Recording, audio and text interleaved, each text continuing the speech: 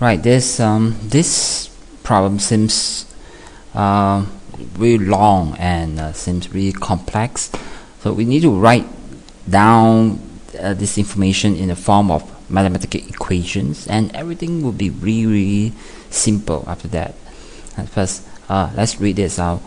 Px and qx are polynomials. We do not know their degrees. We're not sure they are cubic, power 4, power 5. It doesn't really matter. Such that px is given as follow, and qx has a factor of x minus 2, and then when px is divided by x minus 2, there is a remainder of 7. So let's deal with this information one by one.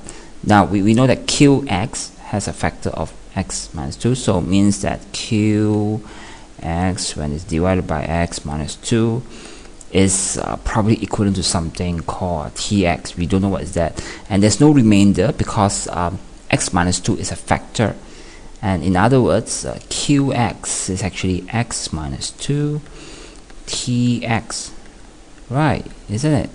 So this is an equation 1.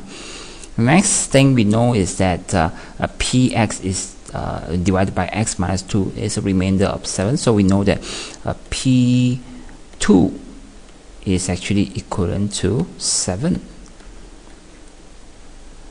Okay, right?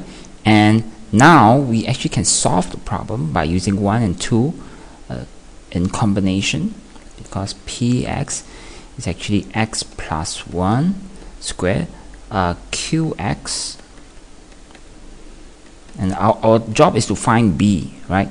And using 1, the first equation, that we have x minus 2 tx, we don't know what is tx, doesn't really matter, and x minus b, and using the second piece of information, we know that p2 is 7, but what we do is then we substitute x with 2, and this is a 2 minus 2.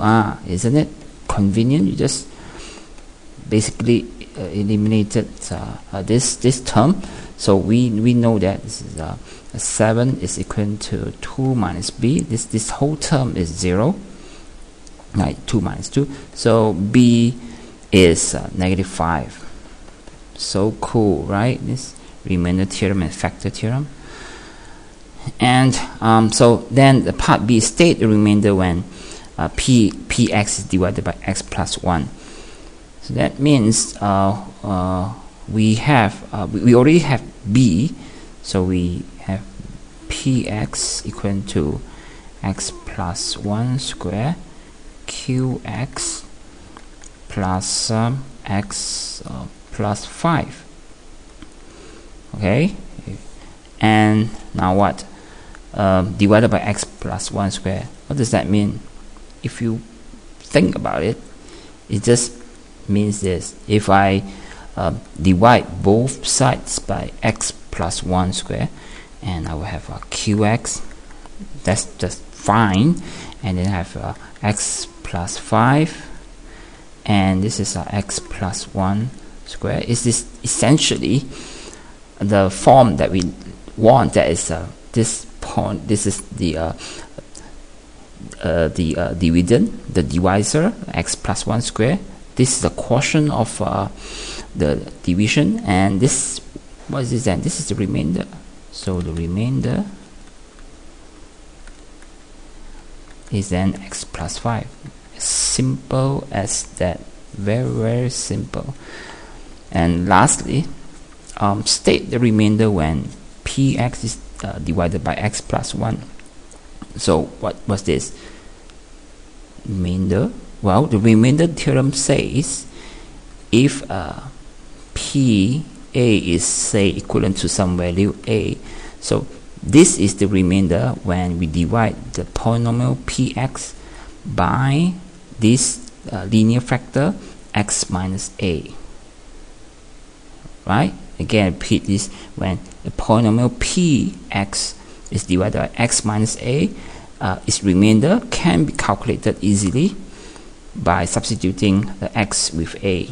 So all we need to do is just substitute 1 into p and then using which this one, right? And here we have actually it's not 1 because it's divided the factor is x plus 1, so the a we're talking about is negative 1, and this would be conveniently eliminated. This will be 0, and qx, doesn't matter that we do not know what is qx, because this term would be eliminated, would be 0, and you left with 4, and that is the remainder.